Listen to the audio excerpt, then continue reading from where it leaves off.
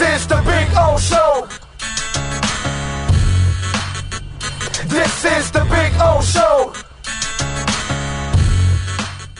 Welcome, everybody. Ira Winderman, Clay Ferraro, and you guys really help drive this show, and as always, we appreciate that. Make sure that you smash that like button, drop your comments in the comments section. We'll talk about this stuff as it all rolls on. C-Doll, let's trash the Knicks, Ira and Clay. It is that day. It is that day that Heat fans look forward to. And you know what, Clay? And it will be that annoying night when there will be tons of Knicks fans. And my wife asked me, is it still the same with the Knicks? And I tell her it's not only the same, but they're still wearing the same Latrell Sprewell jerseys. I mean, it's like I hope they washed the things. But, you know, it used to be there was a great current Knick. So they would wear, okay, when they wore the Ewing jerseys, when they wore the Larry Johnson jerseys, when they wore the, I hate to say the name, the Allen Houston jerseys, at least they were living in the moment. But you will see tonight all these Latrell Sprewell jerseys, you know, all these former Knicks jerseys. And even now, and I know, Clay, you're like me, you read the tabloids in New York, they're ready to throw Julius Randle off the boat. You know, they're ready to move on to the next thing. Wasn't it just a year ago when a radio broadcaster in New York from a different network was don't get me going on how this. Chris Bosh can't even measure up with his career to Julius Randle? That's the thing. 1 year wonders are a dime a dozen, Clay, in today's NBA. But the fact that Julius Randle hasn't come back and hasn't backed it up, and the fact that now the New York Post is mentioning, hey, he's trade eligible on February 3rd, and the trade deadline is February 10th, so let's run his ass out of here. It shows you the difference between the transitory or transient NBA teams that have a year here or there. They pop up, they pop down. And the teams that routinely and consistently make the playoffs because they have a plan, they have a system, and whether you want to use it with a capital C or a small c, they have a culture. Yeah, and look, I think we saw in the playoffs last year that talent rises when it really matters. And that Knicks-Hawks series, it was apparent. I mean, the talent difference, which is why I'm not surprised about the Knicks taking a step back this year. Really not at all. I mean, I think we talked about this before the season. I am surprised about the Hawks taking a bit of a step back. But, you know, we are a Heat show, so let's start with that. And somebody asked in the chat, I want to make sure I get the name here. C-Doll asked this too. Kyle Lowry, let's set the stage really quickly. What are you hearing about when Kyle Lowry, Tyler Hero could potentially be back? When are they eligible? And just kind of set the scene for what the roster could look like over the next few days. Tyler Hero's playing tonight. They used the question, well, actually probable is what they list him at, because you know the Heat until you step on the court, it's an unknown. Coming out of protocols, he's basically passed all his protocols. He practiced full with the team yesterday at FTX Arena. Because he's back, Chris Silva will be made ineligible, because it's kind of nice that I think like one of the rare times since I think it was December 23rd or whatever, the Heat don't have someone in protocol. So maybe just like the nation, we're sort of moving past Omicron, you know, we're getting back to a better place. Kyle Lowry is a little bit of a different story. And again, Clay, this almost bothers me. He's out for personal reasons. For most people, that should be enough.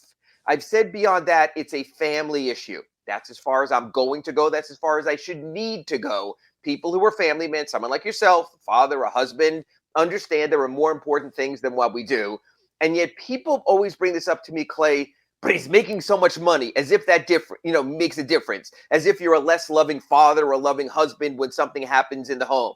So what I was told is this, and it might just be a way of sort of putting to the side, where I initially thought Kyle was coming back relatively soon, I'm now told to use the word indefinitely. Now, indefinitely can still mean in a day or two or in a week or two. We don't know. It's a family issue. It's a personal issue. I think that's as far as we need to go. And Clay, just the almost anger from fans. Like, you know, again, unless you're a bachelor, you know, and you were raised an orphan and you don't have any family. If family doesn't come first, I don't know what kind of person you are. I always talk about this. Matter of fact, Clay, I'll go in your business, broadcasters. When you see a broadcaster, he's broadcast his 2,000th straight game. And I always say to myself, he didn't have a wedding or a funeral or a medical situation in his family that was more important than a bunch of guys in short pants throwing a ball through a circle. It just seems like it's all perspective. So people, I understand your consternation. I understand that the last time the Heat have had Kyle Lowry, Jimmy Butler, and we talk about this every week, and Bam Adebayo was November 27th.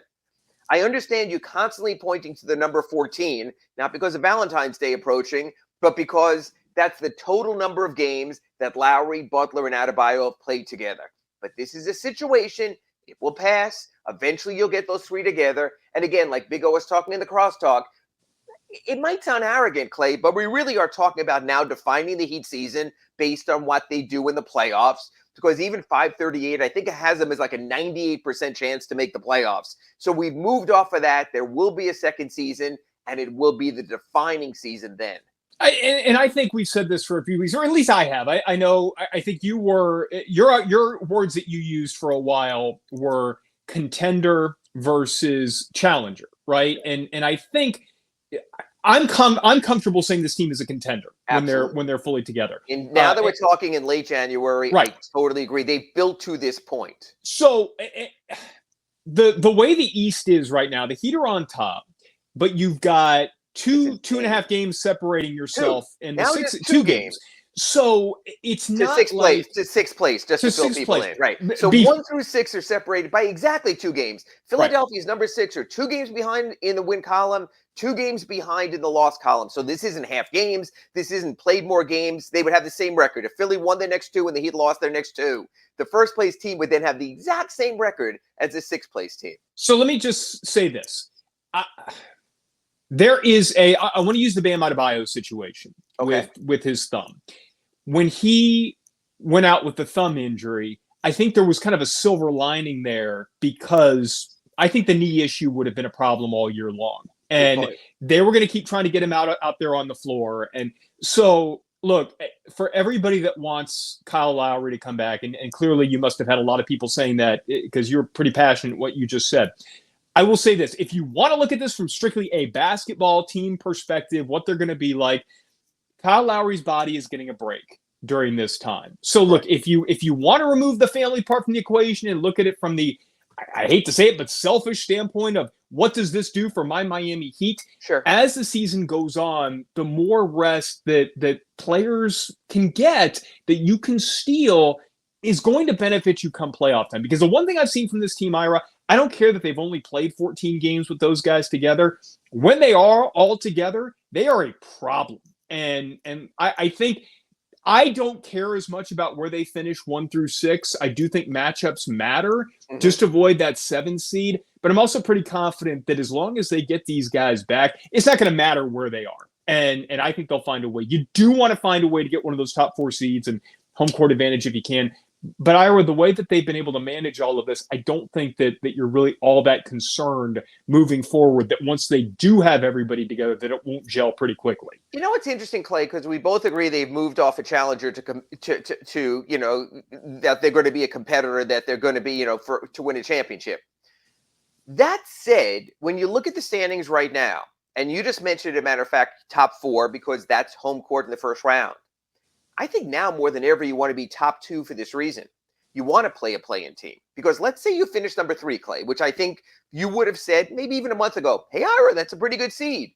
I'm not so sure I want to play the Cavaliers in the first round. Or the 76ers with Joel Embiid scoring 100 points every time out. But you get to that number 1 or 2 seed, all of a sudden you're playing play-in teams. Teams that had to go the extra step, that just like you said with Kyle Lowry, you can rest him, that had to play everything to the wall to the last day of the season. Because you got a hell of a group down there. You got Charlotte, you got New York, you have Atlanta right now battling for that. So I think if you can play a play-in team, you're going to have that 5 days off. Your season's going to end on a Sunday. I think it's against Orlando for the Heat. They're not going to play till the following Saturday. Those other teams are going to be fighting and scrapping for their life, especially the number 8 seed, which will have to win at least a couple of games to get in there. So I think now I'm raising the bar on the Heat a little. So yesterday, my son was in the other room watching Winnipeg against the Panthers, and every team was scoring back and forth. He was going, yay, no, yay, no. And for one of the rare times, instead of me watching the home team, I was watching the Brooklyn Nets game against the Lakers, because I knew that impacted the top of the East. I knew it could be a full game difference. So I was focused on that. So I really am, and I don't know if it's premature, Clay. You could tell me this. I am standings watching. And maybe before the All-Star game, that's a bit too arrogant and too wasteful. But the standings in the East, man, they are changing by the minute. And every time I look at that number 6 and see you're only 2 games up on a team so far you've split in your season series against, This is going to be wild and down to the wire. So Clay, let me put this back on you. If you're the Heat and it's still a mad scramble, late March, early April, are you pushing for the seed, or are you saying to yourself, we still have the 36-year-old power forward, we still have the 35-year-old point guard, we still need perspective? What matters more to you, Clay? Getting a top 2 seed, even locking in top 4, or just making sure that your oldies, your golden oldies, are ready to go for the playoffs? Well, look, we know the golden oldies are going to be ready to go. I mean, they're always ready to go. That was, by the way, that was one of the first things that I noticed when I came here. I got here in the last year of the Big Three era, and I mean, you're excited to see these guys out there. I remember the first Heat game that I came to cover. I was like, this is amazing. These golden, everybody's like, yeah, they've been here forever. Like, what? This is nothing new. So anyway, golden oldies are awesome. But the Heat golden oldies, to me, it is most important, if you're prioritizing it, to make sure that they're healthy and rested and ready to go. And yet I would say this, I think the Heat would do a good job of managing that as they get towards the end. And I think their training staff is fantastic to where and you mentioned it a couple of months ago when Bam was going through the knee issues, they have ways of testing guys to figure out if their bodies are reacting positively to the workload, the minutes that they're playing. So to me, first priority, make sure you get there healthy. Sure. But I also think that you want to look at the matchups. And you mentioned the Cleveland Cavaliers. I'm not worried about Toronto. I'm not. I know that was one team that you had mentioned last week as far as the matchups go because of the length and things like that. They don't have something that scares me. I think you can counteract what Fred VanVleet does because of the long athletic defenders that you have that can make life difficult for him. And none of those other guys really scare me. They're not going to beat you. Right. With Cleveland, the thing that scares me is that you've got somebody in Darius Garland who's fantastic. But if he misses, man, they got 3 gigantic human beings that are attacking the boards at any one time, and that can be a problem. So, and that's, by the way, the other problem with that, it wears on you. And you talk about the golden oldies, so to speak. Right. It's different when you're going up against a team like Cleveland who could just beat on you as the series. Including you Kevin might win. Love, honestly, the way he's playing now also. Right. That's another big body and great rebounder. Yes. So, I mean, you could win in 6 games, but the toll that it would take on you could ultimately hurt you in the next series to where, man, you're exhausted by the time you – so, I think, Ira, it's – for me, if you're prioritizing, number 1 is getting there healthy.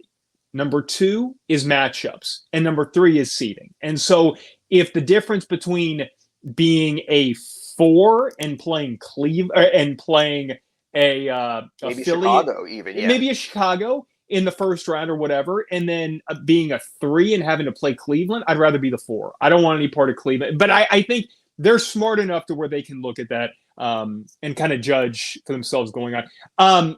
We're getting some more questions here. Somebody asked, C-Dollar saying, hoping this is not a Rafer Alston situation with Kyle Lowry. I mean, no, he's not walking away from the game. He's not being lost. The Heat are monitoring him. They're in touch with him. They're fully aware of the problem. They're letting it play out because they understand. We always talk about the familial Heat. So that's that. This is not, you're not losing the player. This is not someone who's losing interest in the game. This is someone who has a very deeply personal family matter he has to take care of that requires his attention, just like you would have it, just like I would have it if it came to that. And one of these boxes would be empty every Wednesday for the Slomin's home shield inside the paint show because you have to prioritize. I almost want to go back to the other thing where you said the Heat, and it'll get us in big trouble now. You said the Heat have a way of monitoring all their players for fatigue. I assume you mean that's by in the vaccine how they just put the microchip into you. So that would be how they do it. So now we can go sort of in our Joe Rogan direction here on the show as well. Well, no, it's whatever it is they inject them with, the mutation that they inject them with Heat culture, and it's I mean that's the perception right from the national media that.